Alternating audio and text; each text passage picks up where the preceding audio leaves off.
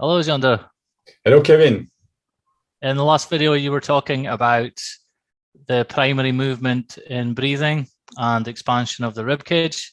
So you want to talk more about that today? So over to you. Yes. Well, we are going to start straight with what Alexander had to say. When we think about expansion of the thorax, very often, well, if you don't read Alexander very closely, you may end up thinking that, well, the primary movement in every action is to just expand the ribs, as it is most of the time understood, that is expanding the rib cage sideways. In fact, it's very strange, but in the books, it's absolutely not Alexander's idea. Let's have a look at what he's talking about when he talks about the expansion. There is not just one expansion for Alexander. There are, well, plenty of incorrect expansion.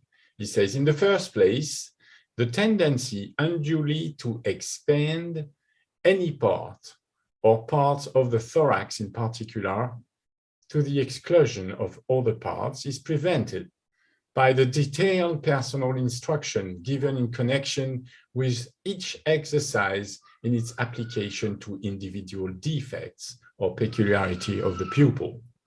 Moreover, the mechanical advantage in the body pose and chest poise assumed in these exercises cause them to be performed with the minimum of effort and lead to an even and controlled expansion of the whole thorax.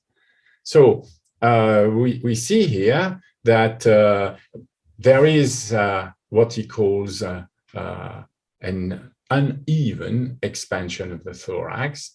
And there are many places where he's going to point toward the undue expansion of the lower thorax, which is what people do when they try to take a deep breath, when they try to expand the sides of the rib cage. In his view, the correct expansion of the thorax is not primarily due to the breathing movements as they are understood of the ribs.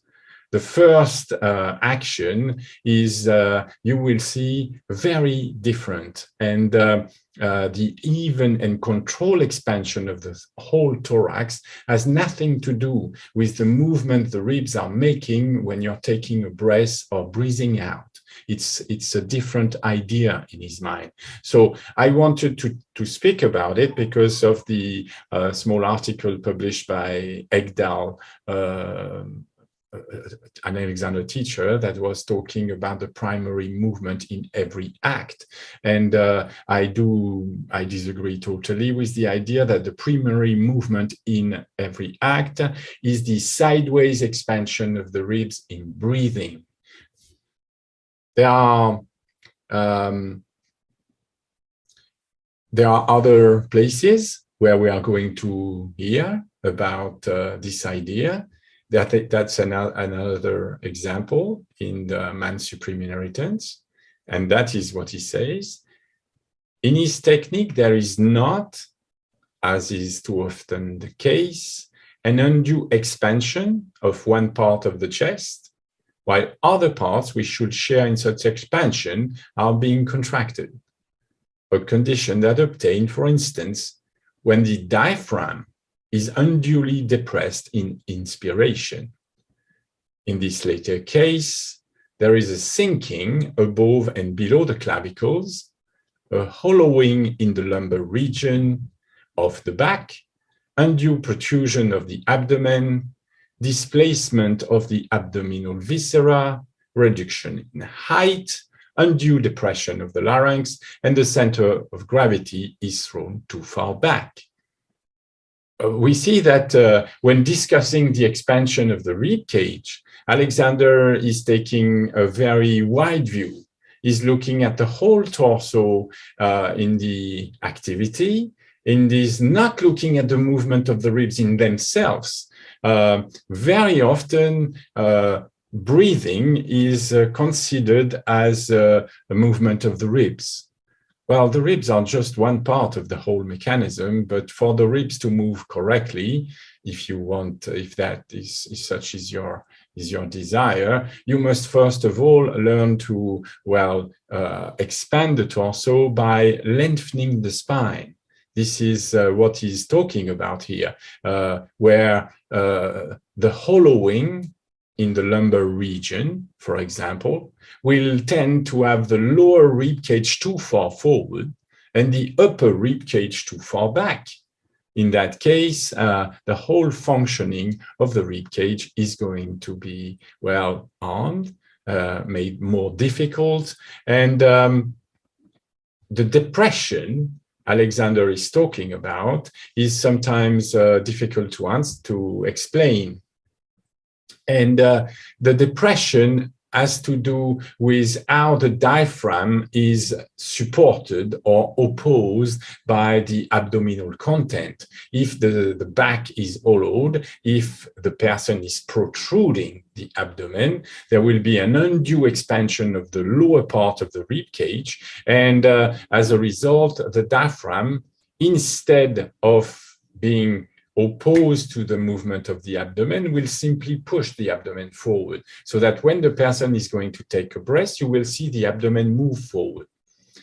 And that is what Alexander is talking about. The striking feature in those who have practiced customary breathing exercises is an undue lateral expansion of the lower ribs when several or all of the above defects are present.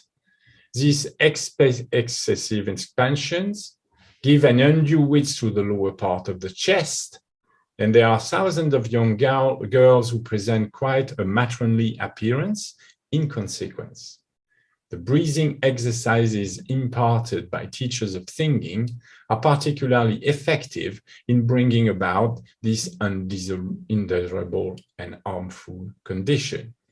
So, for Alexander, breathing movements are not the solution to organize the expansion of the thorax. The expansion of the thorax, in his idea, is very little related with the expanding movement of the ribs. And this is shown in the next passage. He says, a little consideration will show that any alteration in the spine must necessarily affect the position and working of the ribs. On the other hand, we see that by increasing the thoracic capacity and so increasing the distance between the ends of these ribs, we are applying a mechanical principle which by reverse action tend to straighten the spine. I may pause a moment on this because you have to understand what we are discussing. When he says that any alteration in the spine must necessarily affect the position and working of the ribs, you must understand first that mechanically this is absolutely correct. We see on the diagram that I've set on the side that each rib is in fact connected with the spine. And we see that the manner of this mechanical arrangement is such that because the ribs, when moving back, are pushing on the lateral spines of the vertebrae to which it is articulated, it's impossible to move the ribs backward without having, well, of course, the vertebrae attached to it moving backward with it. There is no degree of freedom of movement in the forward and backward direction. So when you look at the torso from above, at the region, for example, of the lower sternum, you see that all the ribs, yes, which are connected to the sternum, are also connected to vertebrae. Therefore, if you move the ribs backward in space instead of forward. I am placing this argument here because Alexander was talking about a protruding lower rib cage and a protruding abdomen. In order to obtain a protruding abdomen and not enough opposition to the movement of the diaphragm, it's necessary for the lower ribs the lower thoracic rib to be moved forward in space, forward relatively to the upper ribs. Well, that is the solution to get a shortening of the back, but at the same time, this will create improper conditions of movement for the ribs. And so the expansion we are talking about, the undue expansion of the lower rib cage, can only be achieved if you start, in fact, directing the movement of the ribs in an improper manner. I'm talking about the capacity we have to, as I've explained some time ago, unduly lift the front part of the chest, which means that we are moving the upper ribs backward. So the upper thoracic ribs are going back in space. And of course, protruding the abdomen, which is moving the lower ribs forward in space, and with them moving, of course, the spine forward. So applying a mechanical principle, which by reverse action tend to straighten the spine, you have to understand that it's possible suddenly to create intentions of movements for the ribs of the upper torso, and as well as for the movement of the ribs of the lower torso. In this case, it's possible to imagine lengthening the spine, and as a result, creating a new poise for the chest. This is the poise of the chest Alexander is talking about. We will see just later that this is not sufficient. It will be also necessary to affect the pose of the torso. Alexander talks about the pose of the torso and the poise of the chest. So the poise of the chest is this capacity we have to create intentions of movement and obey these orders of movements of the different ribs in order to obtain a lengthening of the spine and a new poise of the chest. But we will see that as the spine is attached to, of course, the pelvis with the sacrum in quite an unmoving relation, well, it will be also necessary to coordinate the movement of the lower torso in order to lengthen the spine and provide the proper support for the rib cage.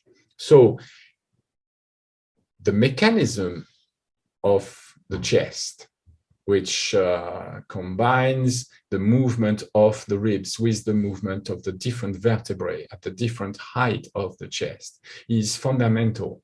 It's primary in every act. But we will see that it's also primary for other reasons that we are really, well, the center of Alexander's problem and the center of his quest for a solution. So when we are discussing the primary movement in every act, well, it's quite clear that the relationship between the ribs and the spine makes for the spine to be central. The shape of the spine is for Alexander central, and certainly not the expansion and contraction of the ribs. So what he says is the spine must be straightened and lengthened, the mean thoracic capacity permanently increased in order to give free play to the internal organs, and the firmly established habit of drawing breath by sucking air into the lungs must be broken. Some people think that we should expand and contract, and that is the primary movement in every act. Here, Alexander is talking about something that goes beyond it, because he's talking about the mean thoracic capacity, the average capacity. What could it be? Well, the theory is that you can expand the rib cage without moving the ribs sideways in these breathing movements that have been trained in singing lessons. People trying to expand the rib cage by moving the ribs to inhale, to take air in. And this association of, or you could say this real mental habit of wanting to expand the rib cage at the moment of taking a breath. This has been for so many years thought as the necessary movement, but it does not correspond to the mechanical advantage position that Alexander is talking about. And so we are back to the sucker principle, this habit of sucking air into the lungs. And Alexander says that it must be broken. And it's necessary to understand what Alexander is talking about. He's talking about collapsible tubes. In order to get air into the lungs, there is a first impediment if you do not organize the movement of the mouth, of the tongue, and of the upper torso relatively to the head. There are many things that needs to be understood. So let's start one after the other with the sucker principle, what is called the pharyngeal airflow obstruction. You want air into the lungs. The person is in need of air. So one very common habit is to suck in air, or Alexander says, swallow air. Swallowing is not for breathing. Swallowing is a fundamental action that we do in order to ingest liquid. The baby will learn to ingest liquid very early in the first months of his life, yes? And we see that there are mechanical consequences in sucking air into the lungs. And this is known as the collapsible effect of accelerating air into the lungs. To suck in air, you have to narrow the entrance. So let's start with, for example, here, there is an example which connects the nose, the pharynx, and the trachea. The trachea is the tube that is connected to the lungs. This tube is attached to the larynx, and the larynx itself is attached to the back of your mouth, and the back of the tongue and the back of the mouth create a tube that is called the pharynx. So what we know from mechanics, from fluid mechanics, is that the pressure and the speed of a fluid is a constant. It's just a law of the universe. If you have some air or some liquid that is running, that is flowing, the mechanic is not the same as the usual mechanic of solids that we consider. There are an effect, it's called the Venturi effect. That's Venturi that in fact demonstrated that the pressure and the speed of a fluid are a constant. What does this mean? This means that considering a fluid inside the tube, this fluid is going to have a certain speed. And if the speed is slow, the tendency will be for the fluid to create a positive pressure inside the tube. And if the pressure is positive inside the tube, the pressure is going to push the walls of the tubes outward. You will tend to expand the diameter of the tube. On the other hand, if you accelerate the air,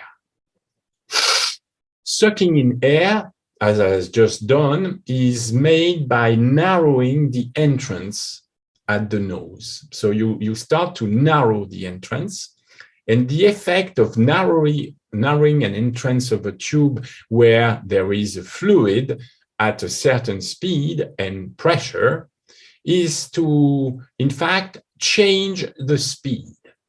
The speed of the air inside a narrow passage is going to be faster speed.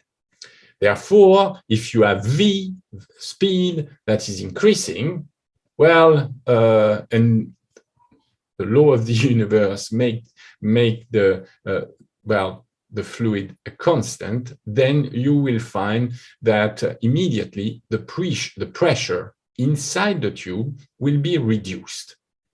It doesn't come directly to mind that when, for example, you see a river's fluid inside, well, a sort of a tube, half a tube if you want, and when the water in the river is slow, for the same debit, for the same volume of water per second, you will find that the water has a tendency to push the banks away from the center of the river.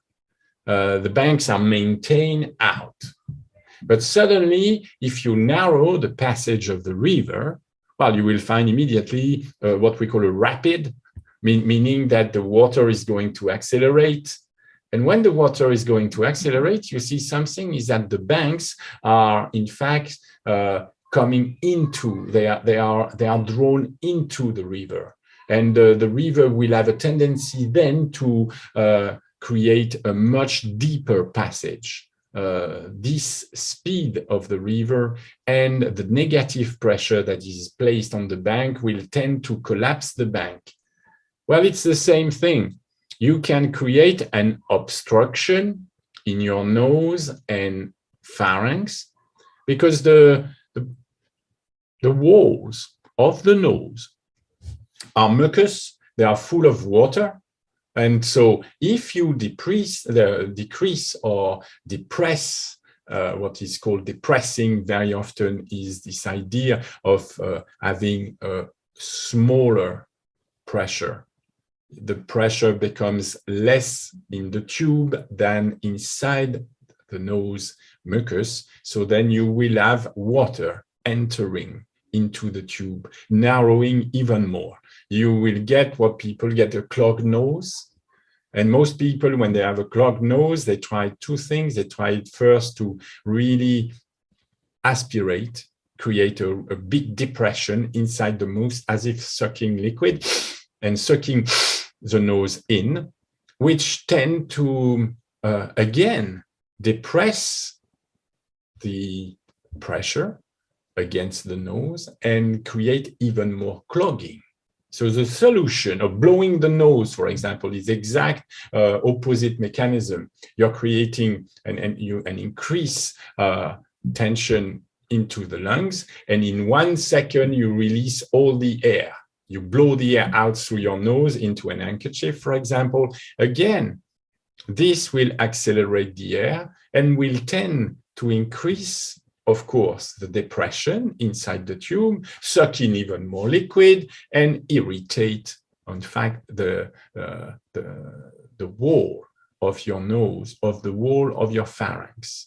And so it was known, well, it has been reported by his brother that FM Alexander suffered from a habit of drawing in air very fast. He was swallowing very, very often as a result of clogging the tubes with mucus and water. So the collapsing force are produced by the kind of action that is produced at the moment of drawing a breath, as well as the moment of expelling air.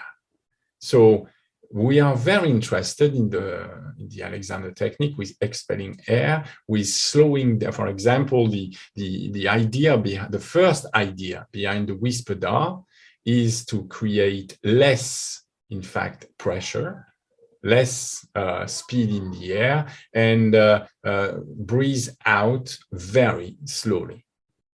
The slower you breathe out, the more you will increase the positive pressure inside the tube, and the less you will be subject to this irritation of the mucus and to this need of swallowing all the time. So from the start, we find that Alexander had quite a knowledge of what was happening. And we are very interested to find out ways, first of all, to open the airways. Any restriction in the airway will tend to create an airflow obstruction. There are airflow obstructions due to things that you can see, like making like a very small opening, like for suction, making a very small opening for your nose, accelerating the air with a short burst of sound, for example, and all this will tend to, well, create these obstructions. But there are obstructions that are not so easily to see. You have to delve into the mechanisms and the movements of the different parts, how the movement of the different parts can create obstructions.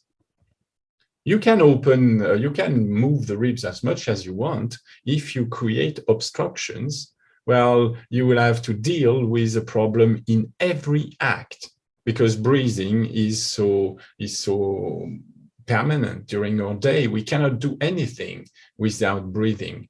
And you will hear when people are breathing in with suction, which is in fact depressing the inside of the pharynx, the inside of the throat. And this is not, you will see, the only problem they will have to contend with. So we are going to start looking now at what we cannot see, what is inside of the mechanisms, and how we can represent this mechanism to understand what it is all about. And to start with, we are going to see that the poise of the chest is fundamental to open the airways before creating that expansion of the thorax that people want and associate with having a lot of air in the lungs. We are not so much interested in having a lot of air in the lungs. We are interested in opening the airways so that the air can flow freely without, in fact, creating some irritation inside the mouth, without creating this amount of water in the mouth and the nose that we will need then to swallow. So there are things to interest us here. So I have taken a comment from a book of David L. Jones, a New York voice teacher that is very, very interesting to learn, to follow. So he's talking about the Italian School of Music. Alexander was quite dismissive in a few comments about the Italian school of thinking. This is very strange. You will see his comments are very difficult to understand, but because what he's proposing is nothing else than the same thing as the Belcanto teachers were doing. And so what is Jones saying? He says that there is another factor that assists the singer in achieving and sustaining a vocal protection is that of the Italian appoggio, or leaning of the body, which regulates the outflow of breath and discourages the larynx from rising. This leaning originates under the sternum bone and encourages all of the lower body muscles to engage. The term vocal protection may be new to you, because in the Alexander technique, we don't use it like usually. The term vocal protection was part of the teaching of the bel canto singing. And there are a few books about how it was taught in the 1820s. I'm interested in that period because Del started to talk about this subject in the 1830s, and Alexander then came in the 1880s to, apparently discover his technique. So it's quite interesting to see that vocal protection was part of the teaching of singers and vocalists. And it's no surprise that both Delsart and FM Alexander started their quest because they were losing their voice. Delsart explains very clearly that after a few years of training in the Royal College of Music, where he was a singer, he started to lose his voice. Alexander explained that as a comedian, he also had a problem of inflammation of the glottis and of the pharynx that prevented him from, in fact, doing his work. And so teachers of the Italian school of thinking knew much before them that without a special training, there is a danger to use the voice professionally. There is a capacity that we have to create wrong movements that are going to very quickly impair the functioning of the breathing system and the vocal system. So this is called in Italian appoggio. Very often appoggio in the books is translated as support for the breath. This is not a correct translation. I much prefer Jones' translation. Jones' translation is talking about leaning of the body. Unfortunately, this is not very clear. Most of the time, this leaning of the body, or what we call sometimes also the noble pose, is taught one-to-one between a teacher and one student, and nobody exactly knows what happened during these lessons. So I had to create my own translation for leaning of the body. It's very important that Jones is saying that the leaning originates under the sternum bone. Okay, so there are pictures that I've used, taken from the internet. I think it's an Alexander teacher that is using these pictures. There are not 2, but 3. And the main idea is there is that there is shown a picture that is more or less the right picture on the left. And on the right, you see the wrong picture of what they call the computer head posture. People have a tendency to pull the superior part of the torso backward and to pull the head forward, and this is considered as wrong. So you have right and wrong. It's very interesting, this, because up is right and down is wrong, but if you look at it, the movements of the parts of the torso is absolutely not considered. There is no leaning of the upper torso at all in this modern view, in the modern Alexander technique. Nobody imagines that it's possible to affect the movement of the spine by moving the ribs, that there is a direct connection with the decision of movement of the upper chest backward. So this is what I call the straight neck posture. Very often, nearly most of the time, pictures that are presented of uprightness in the modern Alexander technique are in fact results of the movements which create the straight neck. If you want to appear tall while you're unduly lifting the front part of the chest, as you can see here, from the lower sternum, there is a rotation of the rib cage at the top backward. And we know, of course, now, after reading Alexander, that, of course, the movement of the vertebrae is affected by the movement of the ribs to which it is articulated. So in this case, it's absolutely obvious that the protruding abdomen and the unduly arched spine is associated with the upper thoracic vertebrae thrown very far back. So the base of the neck is very far back. And the only way to straighten, in this case, is, of course, to pull the head back to get a straight neck.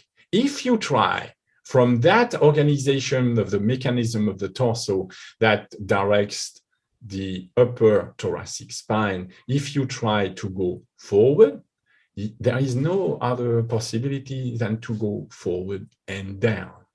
And this is a difficulty Alexander had to solve, that we have to solve. How to go forward and up and not forward and down. That's the biggest problem of all for us who wants to expand the mechanism of the torso. So the expansion of the mechanism of the torso is to provide, first of all, a direction forward and up for the base of the neck. The upper thoracic spine can be set forward and upward, and this would be leaning forward with the upper torso relatively to a center at the lower sternum. This is really reminiscent of this explanation given by Jones, where he says that the leaning originates under the sternum bone. So I'm looking at a person seen from the side. This is the habitual straight neck posture, or the cultivated straight neck posture. And you see what suddenly we obtain when we rotate the rib cage around, of course, the sternum bone. Under the sternum bone, we have a center of rotation, and now it is seen that, of course, the upper thoracic spine is going forward and up. As a result, we have the neck forward and up, and finally, ultimate consequence, the head is forward and up. When the head is forward and up, there is a completely new configuration. What we see here is that suddenly the nose and head is very far forward of the middle torso. You must imagine that the airways, the trachea, of course, the larynx, the pharynx, even the tongue, are going to be subjected to a completely new organization.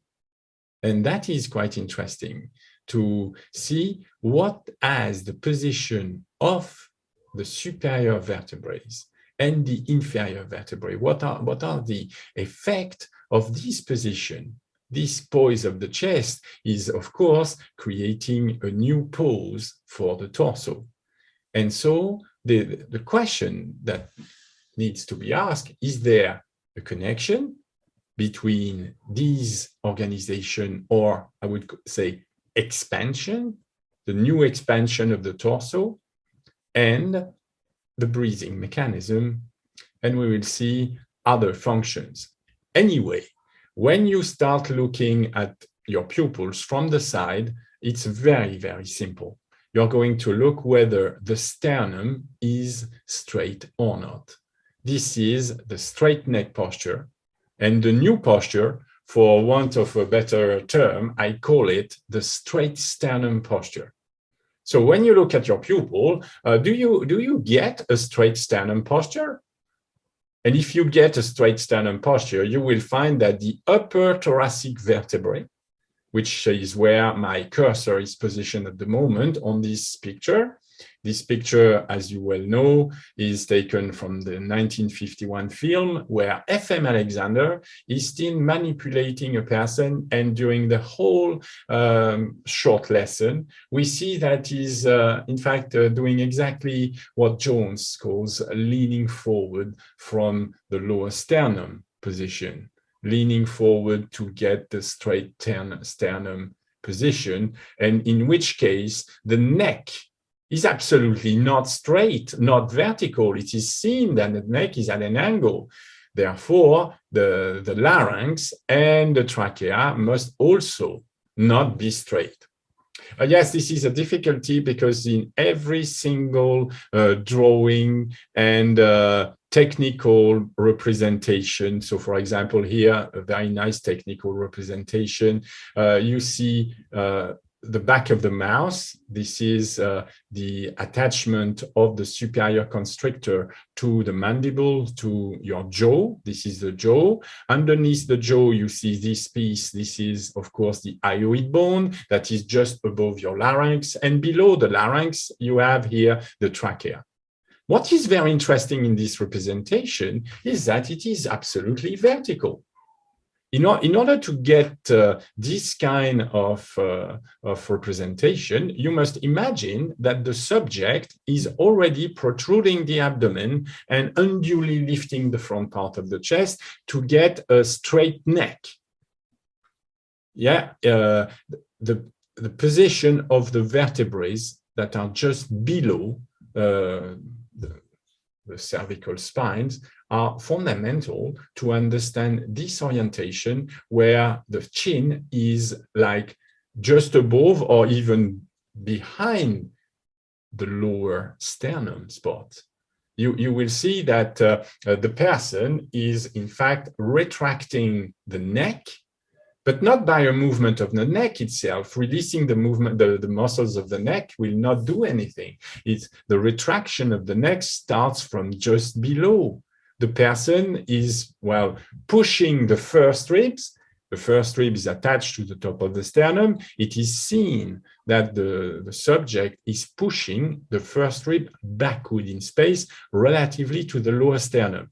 You can only look at the relations and think, okay, where is the top of the sternum? Is it backward or is it at the same distance? If it's at the same distance from a vertical reference in front of your student than the lower sternum, then you must understand that the first thoracic rib is very far forward and that, well, the upper thoracic spine is forward. It is not the case here. It's absolutely obvious that we have a retraction of the neck, but this retraction of the neck has nothing to do with the decision to use the muscle of the neck or to release the muscle of the neck from the subject. The neck overaction has nothing to do with the neck itself. It's coming from underneath. So I started to observe the straight spine model against the different functions that are in fact performed by this end of the organism. And I started suddenly to understand much better Alexander predicament. So in the straight spine model, we see that, of course, this retraction of the neck creates different consequences. One is something we see very often is a short chin or a double or triple chin, you know? When you look at some teachers and you find a massive protruding abdomen and the upper torso really far back, immediately what strikes the eyes is this tendency to shorten the chin when the neck is very far back, as the chin is attached to the atlanto-occipital and also the little bone that is in front of it that we call styloid process. When the head is retracted, there is a tendency to present a very short chin. I did not choose images on the internet for once to show some of my colleagues and how this is real. Just look. I was looking at these two images. Alexander is working for the first time with this gentleman. And in sitting, I noticed that, of course, the upper thoracic spine is very far forward and up. And so there is a very long chin. But when he makes the young gentleman stand, suddenly you see something appear is that, well, the forward and up movement is much less pronounced than when he had his hand on it to direct the movement himself instead of requesting the student to do it for him. And what we see is that, of course, there is still a marked direction forward and up, but then I can start to see the larynx protruding at the front, and I can see that the chin is retracted. Alexander comments that he was really ashamed of his chin. And so that started to, well, lead us, well, I wanted to inquire into this idea of getting the chin very far forward. You can see what Alexander is doing. When I look at where the chin is relative to the sternum, when I teach a student, I want the student, yes, to get the upper thoracic spine very far forward and up. And the immediate result that you can see is that, of course, the chin is seen as very far forward from the lower sternum spot and from the abdomen. We haven't got this condition that you will see everywhere, where the person is wearing the chin just above the sternum.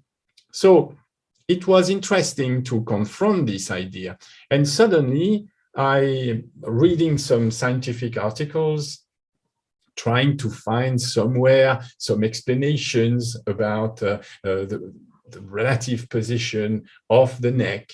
I started to discover articles. So, for example, I've got an article here that is showing swallowing reeducation after stroke. And so when you have a stroke, there are automatic functions that are impaired. And one of them is very often, connected with the tongue and the pharynx and with swallowing. And so I was interested in swallowing because Alexander had reported that he had swallowing problems. So I said, what happens?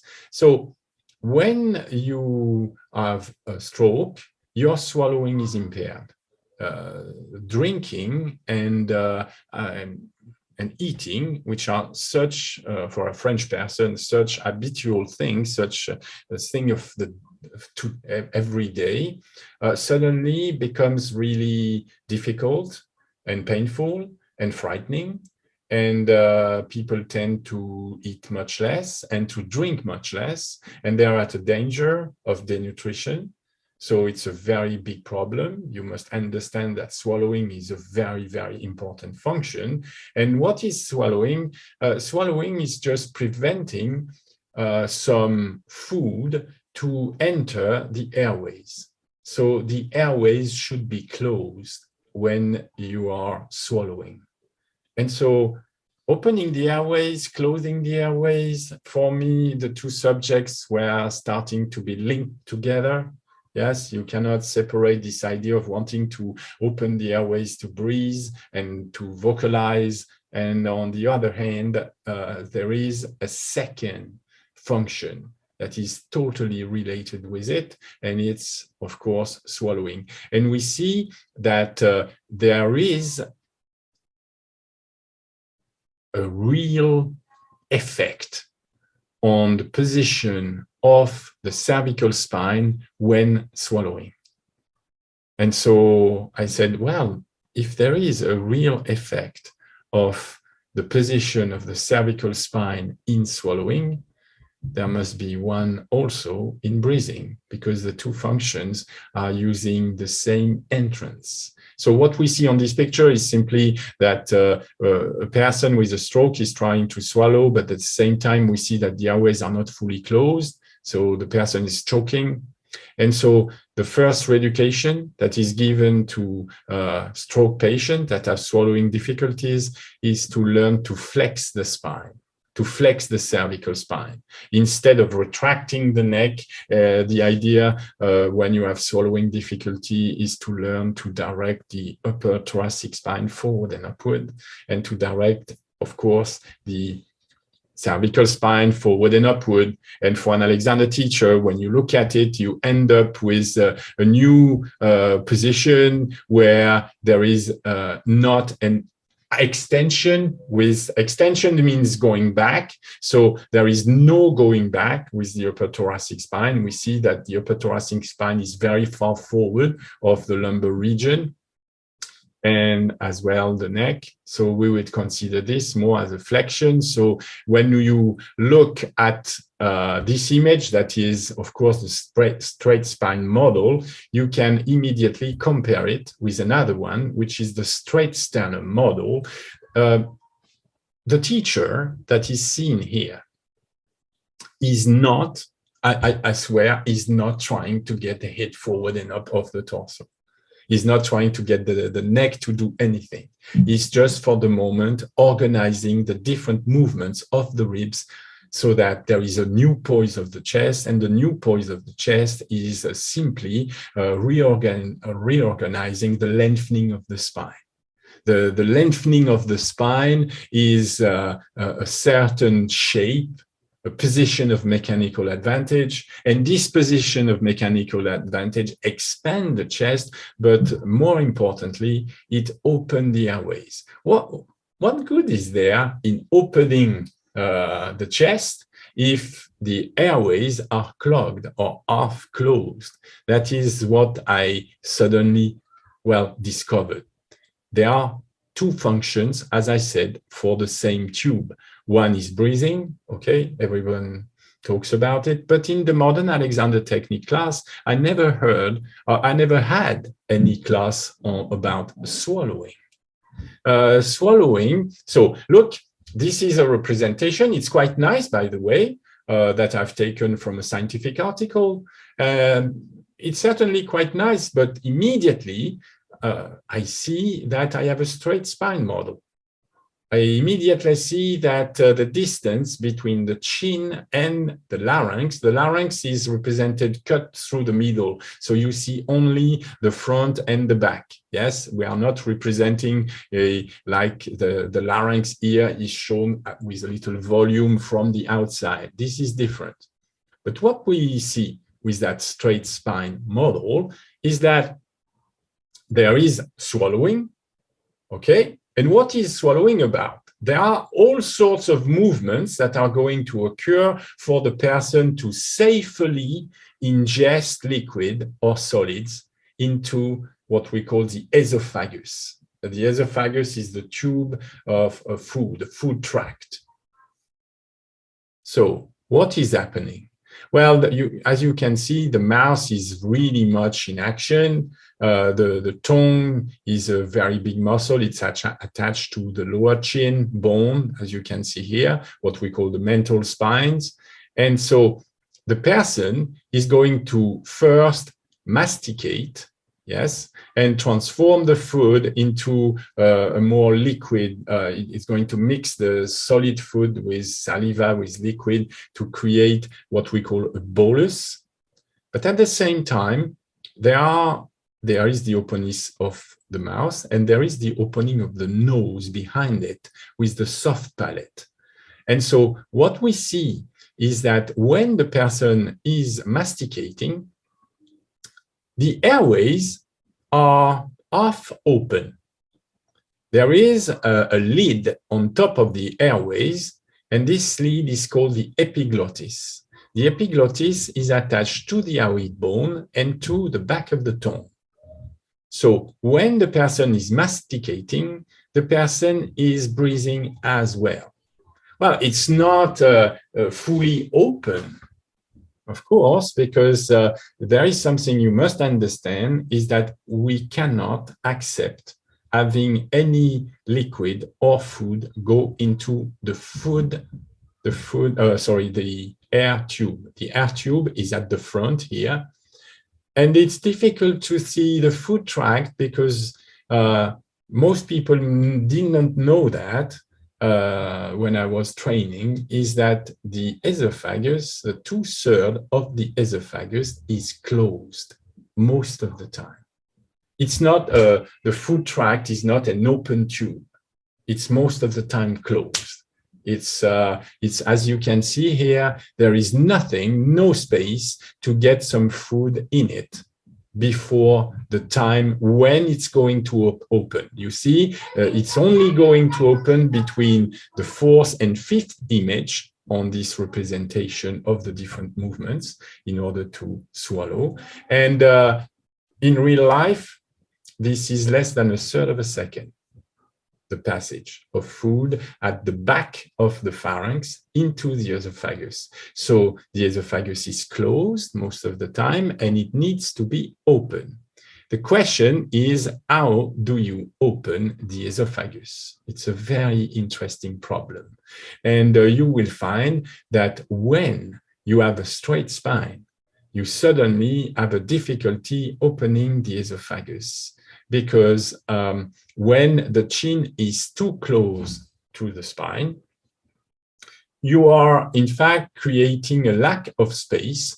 It's necessary to open the esophagus. Let's see, I've got this image here. So let's see what we are looking at. The big red mass is part of the tongue. It's the back of the tongue. The back of the tongue is attached to the bone that we call the hyoid bone. And when you want to swallow, there are absolutely necessary movements. First of all, these movements are necessary to protect the airways. The airways are here, are seen with the larynx very low. When the larynx is low, the tongue is not touching the back of the mouth. The tongue is flat and is resting on the top of the lower teeth. I imagine a whispered R, for example. And as the tongue is very far away from the larynx, there is a tendency, you see here, we have what we call the epiglottis. It's a flap, as you can say, it's the form of a leaf. And when it's drawn forward, it's opening, of course, the trachea.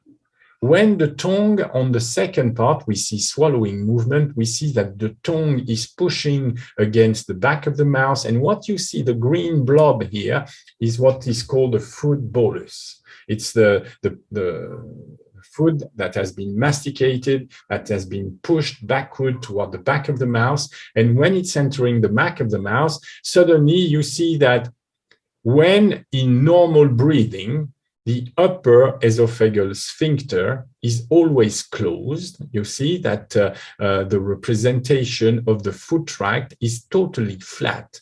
There is nothing that can enter here, and there is the cricopharyngeal muscle that is really active. So nothing can enter the esophageal sphincter when you're breathing. One should not breathe air. Simple as that. If you breathe air, which is possible to breathe, to ingest air into the food tract, well, it's not as dire as ingesting food into the airways, but it's really annoying. You know, having a bloated stomach, having gases, having all sorts of digestive problems is not very nice. It can really pull your mind, your mood down. So it's better to understand which are the movements to close the upper esophageal sphincter. That is, closing the door, the entrance of the food tract. So we are discussing movements very simply. How is the upper esophageal sphincter opened? I asked myself the question. It's not easy. The answer is not easy to find. Well, I didn't do medical studying, of course, but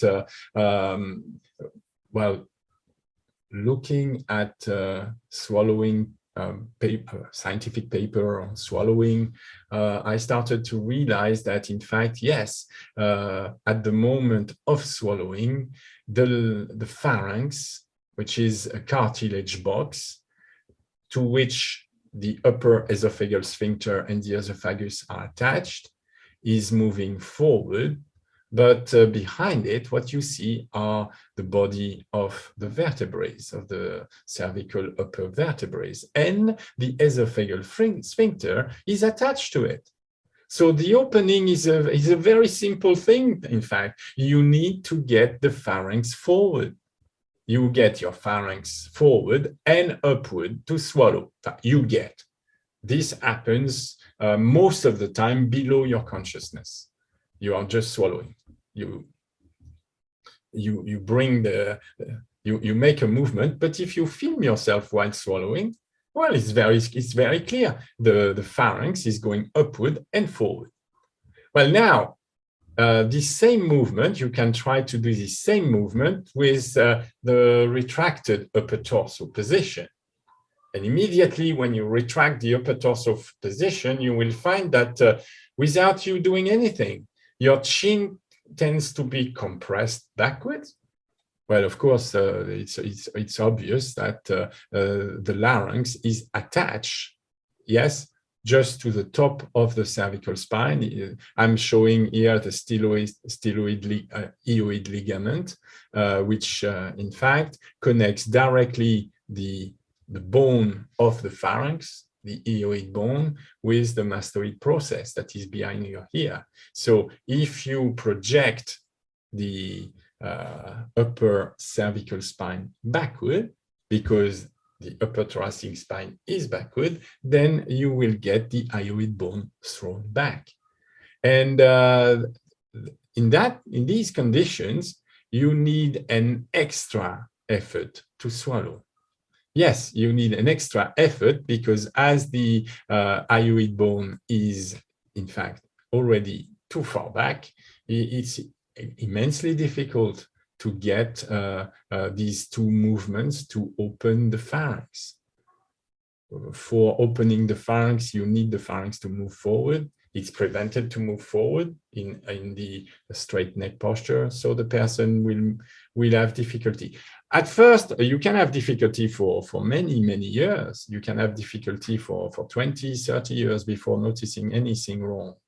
Yeah, it's just when you come to old age, like me, then you start to think about it, because you start to, well, realize that so many people are having digestive problems that are not due to food intolerances, but they are mostly due to the fact that they are half swallowers. I call this half swallowing. When the person is retracting the upper torso backward, yes, we have a conditions here where the tongue is too big into the mouth, it's too high, and it's too far back. We know that the swallowing mechanism is triggered when the tongue is touching the back of the mouth. But the back of the mouth is so close to the front of the mouth that in these conditions, it's difficult not to swallow very often. And so we want to create new conditions, and we want to understand what is at stake, what is happening. We must understand that there is a position for swallowing and a position for breathing. Yes, these positions are position, of course, of the upper torso, but they are position also of the larynx box. We want to make absolutely certain that we understand that the larynx has to be up for swallowing. It has to, in fact, bring the esophagus close to the back of the mouth. It has to close the airways tightly. Otherwise, we are at a risk of choking. There is worse than choking. You can have also little parts of food or liquid that enter the pharynx that are therefore going into the trachea and into the lungs, and then you can die in 2 days of pneumonia. Yeah, and so this must be prevented, and the primary movement in every act is to know how to organize the movements of the different parts of the torso in order to allow a very, very quick and effective swallowing, and also allow a very effective closing of the food tract when we want to breathe, and an opening of the airways. I think the subject is a bit complex, so I will come back in your next episode about how the different movements can be understood, and how we can improve our breathing and our swallowing by organizing the new movements of the mechanism of the torso. Earlier, Jeando, you showed a picture very quickly of the straight sternum model. It was a diagram, but then you went back to one of your pupils. Could you show that picture again, please? Yes, I can. You said to compare it to the straight neck model. This one, was it? No, it was a diagram of a head. Ah, the diagram of a head. Which head one do you neck. want? Do you want the straight neck or the straight sternum version? The straight sternum. Okay, yeah. the straight sternum model. Yeah. Can you talk about this one? Yes, that's what I want to expand upon. There is a lot to say. But okay, we're going to do this next week. Yes, that's what I want to start explaining. Okay, perfect. Okay, well, we can leave it there then today, and we'll come back to this next week. Yes, this is the idea. For people watching the video, you can go underneath, find a link to Jeando's website, and you can book a lesson with him there. And we'll see you in the next video. Thanks, Jeando. Thanks, Kevin.